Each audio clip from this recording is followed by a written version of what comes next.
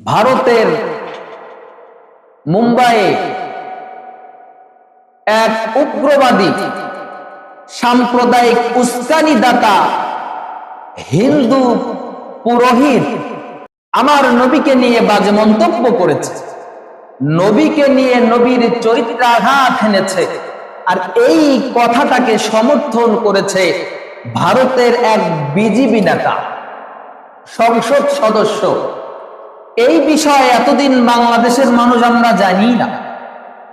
ভারতে যে এত বড় একটা ঘটনা ঘটে গেছে, মুসলমানদের নবীকে নিয়ে বাজে মন্তব্য করা হয়েছে, ভারতের মুসলমান জেগে উঠেছে, বাংলাদেশের মুসলমান সংবাদ জানেই না। এই সংবাদগুলো কোন দেশে কি হচ্ছে, কোথায় কি ঘটছে, এই সংবাদগুলো আঞ্জাম দেওয়া, সংবাদগুলো প্রকাশ করার দায়িত্ব বাংলাদেশের মিডিয়াগুলোর, ঠিক কিনা? বাংলাদেশের মিডিয়ারা হিন্দুদের যদি গায়ে একটা মাছি পড়ে, একটা মশা কামড়ায়, এই প্রচার তোমরা দিন রাত একাকার করে দিতে পারো। আর ভারতের বুকে হিন্দু একজন পুরোহিত আমার নবীকে নিয়ে বাজে মন্তব্য করলো, তোমরা তোমাদের দায়িত্ব কতটুকু পালন করলা? তোমরা এখন কেন নীরব থাকো? তাহলে কি আমরা বুঝতে নেব, বুঝে নেব তোমরা ওই হিন্দুদের দালাল, তোমরা ওই হিন্দুদের পক্ষ নিয়েছো, মুসলমানদের পক্ষ ছেড়ে দিয়েছো। মুসলমানের দেশে বাস করতে হলে, মুসলমানের দেশে থাকতে হলে মুসলমানদের পক্ষ অবলম্বন করতে হবে। এই সমস্ত লাল হলুদ মিডিয়াদেরকে আমি সাবধান করে দিতে চাই। আমি তাদেরকে বলতে চাই, মুসলমানদের নিউজগুলো করতে হবে, পাশাপাশি আরো যত নিউজ রয়েছে সব তোমাদেরকে করতে হবে। কিছু করবা, কিছু ছাড়বা, হিন্দুদের পক্ষ নিবা, মুসলমানদের বেলায় তোমরা চুপ থাকবা। এটা বাংলার মুসলমান মেনে নেবে না, সহ্য করবে না, ঠিক কিনা? আজকে ভারতের মুসলমান জেগে উঠেছে।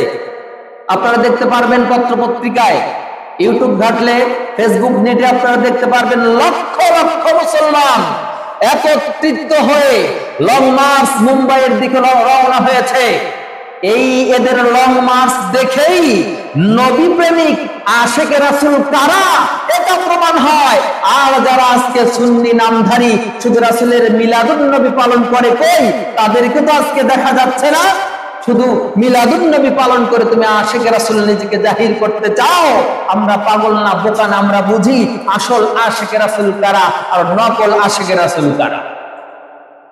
বন্ধুরা আমার, শুধু ভারতের বুকে নয়, বিশ্বের যে প্রান্তেই আমার নবীকে নিয়ে কেউ যদি বাজে মন্তব্য করে, কোন মুমিন মুসলমান চুপ করে বসে থাকতে পারে না। যতক্ষণ পর্যন্ত এই দেহে রক্ত থাকবে, প্রাণ থাকবে, শক্তি থাকবে, ততক্ষণ পর্যন্ত কোন মুমিন মুসলমান তার নবীর অপমান সহ্য করতে পারে না। নবীর জন্য যদি রক্ত দিতে হয়, মুসলমান রক্ত দিতে রাজি হয়ে যাবে। নবীর জন্য যদি মুসলমান সন্তানদের এতিম করা লাগে, সন্তানদের এতিম করতে রাজি হয়ে যাবে। নবীর ইজ্জত রক্ষার জন্য যদি স্ত্রীকে বিধবা করতে হয়, মুসলমান স্ত্রীকে বিধবা করতে রাজি হয়ে যাবে, ফাঁসির কাস্টে ঝুলবে। এরপরেও মুমিন মুসলমান আখিরি জামানার পয়গম্বর প্রাণের নবীর অপমান মেনে নিতে পারে না। বাংলাদেশ থেকে আজকে জানিয়ে দিতে চাই,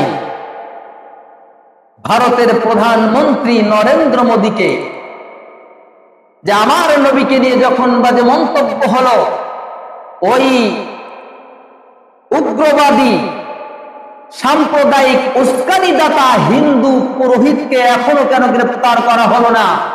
আর যেই মন্ত্রী তাকে সাপোর্ট করলো, তার মন্ত্রিত্ব থেকে এখনো কেন পদত্যাগ করলো না?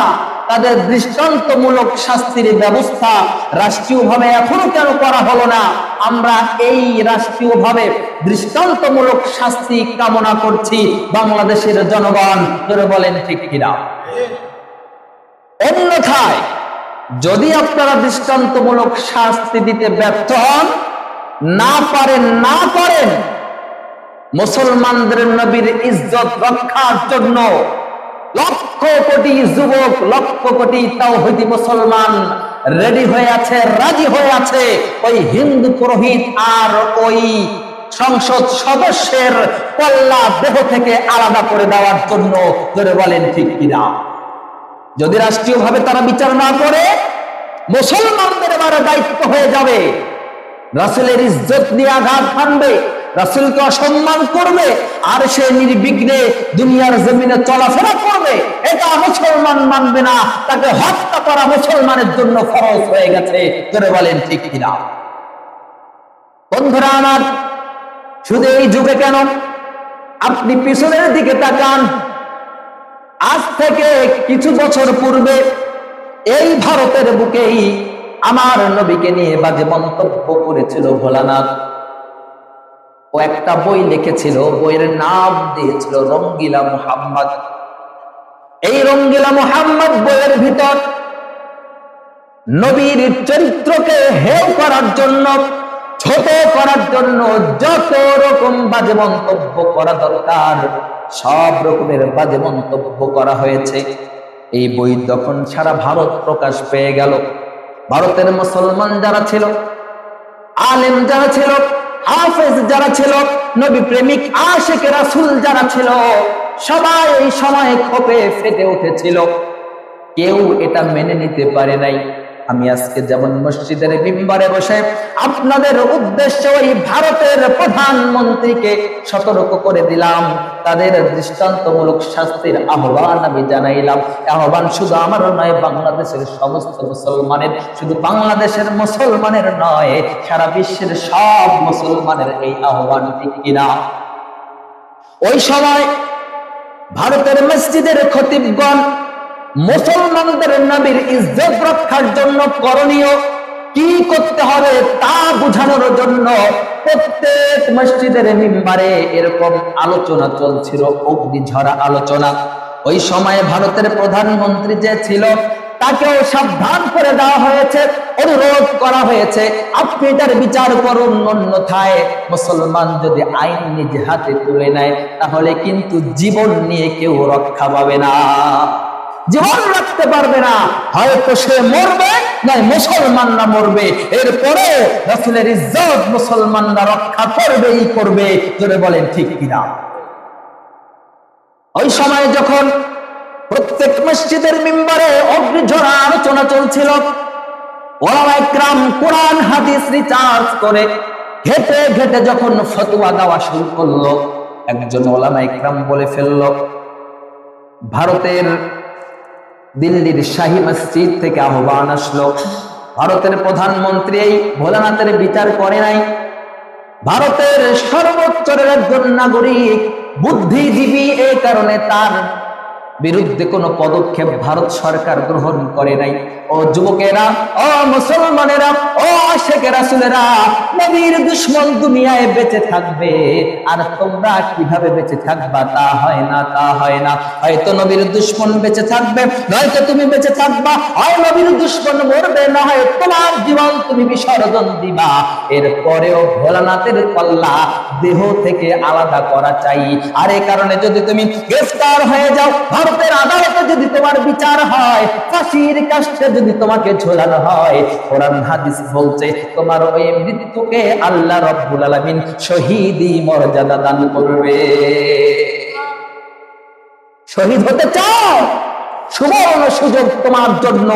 আর ঘরে বসে থাকা নয়, ভোলানাথের দেহ থেকে কল্লা আলাদা করে দাও।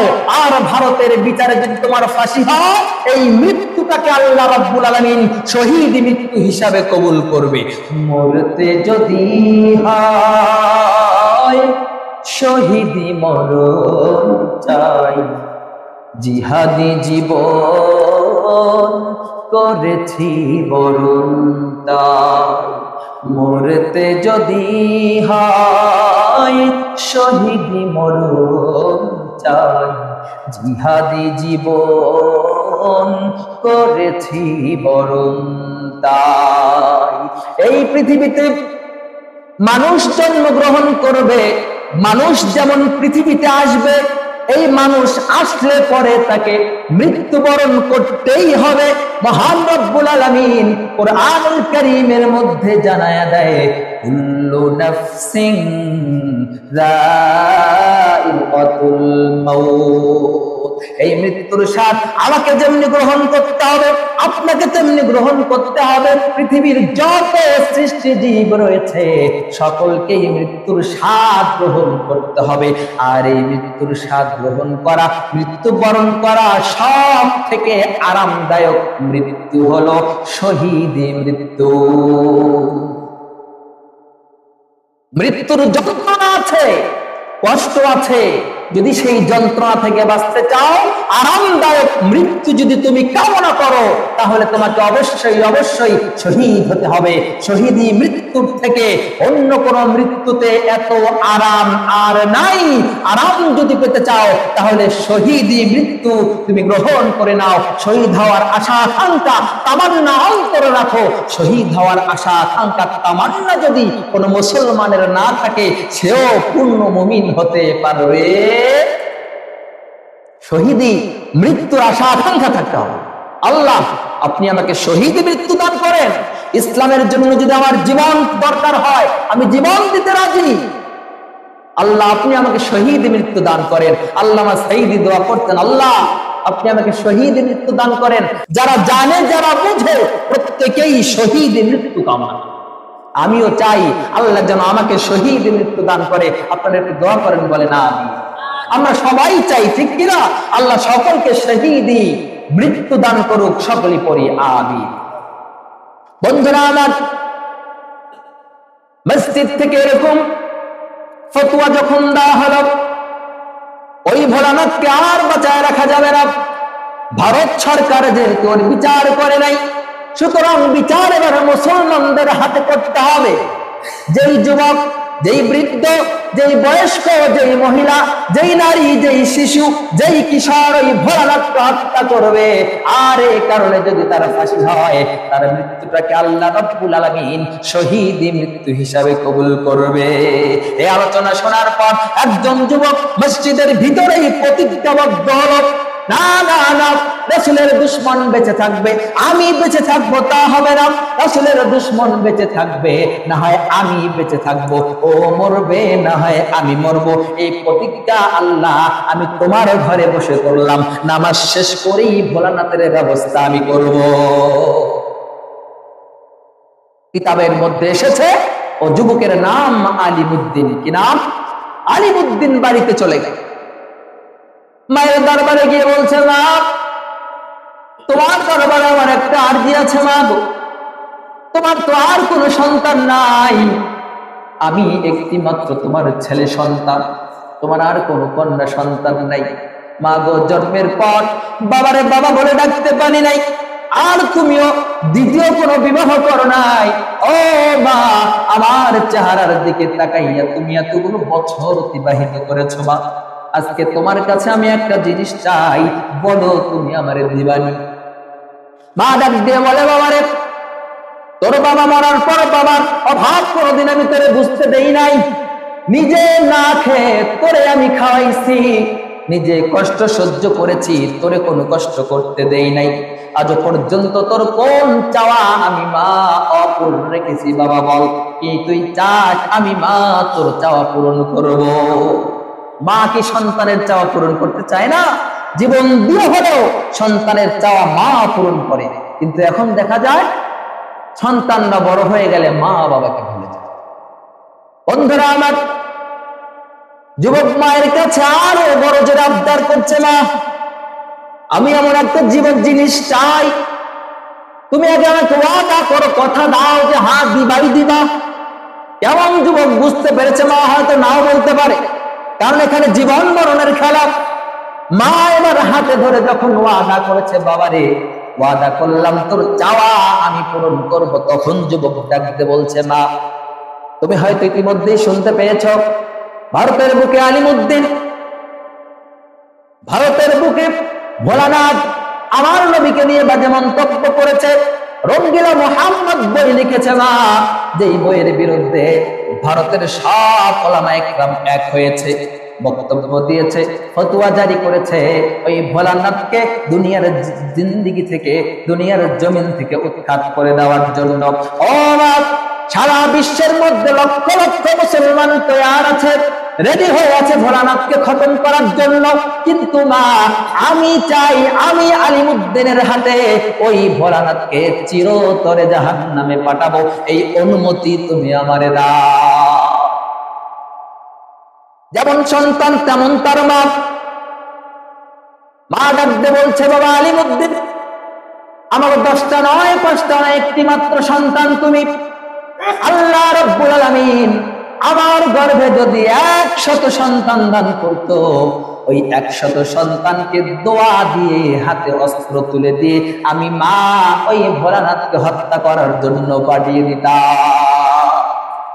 সুতরাং তোকেও আমি নিষেধ করব না, এই মুহূর্তে চলে যা, ভোলানাথকে দুনিয়ার জমিন থেকে উৎখাত করে চিরতরে জাহান্নামে পাঠিয়ে দে। আর এর কারণে যদি তুমি ধরা পড়ো, তোমার ফাঁসি হয়, ফাঁসির কাস্টে ঝোলো, এরপরে আমি মায়ের যাররা পরিমাণ নিম্নতম কোনো দুঃখ কষ্ট থাকবে না। আমি বুক উজাড় করে দিয়ে আমি গর্ভের সহিত মানুষকে বলতে পারবো, আমি শহীদের মা, রাসূলের দুশমনকে উৎখাত করেছে আমার সন্তান। এটা আমার গর্ব হবে, এটা আমার আকাঙ্ক্ষা হবে, এটা আমার প্রেম মহব্বত ভালোবাসা হবে।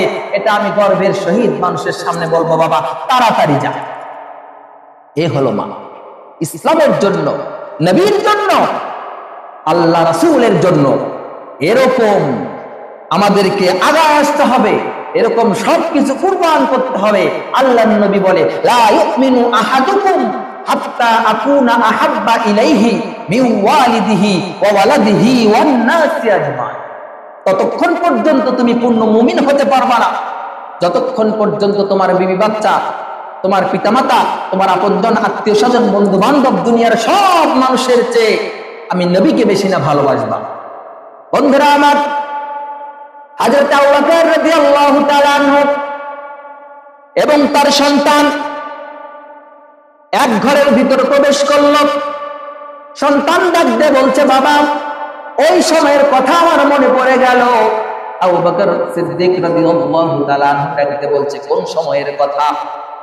বলে, বাবা বদরের যুদ্ধে তখন আবু বকরের সন্তান ইসলাম গ্রহণ করে নাই, তখন সে কাফিরদের পক্ষে বদরের যুদ্ধ করার জন্য এসেছিল।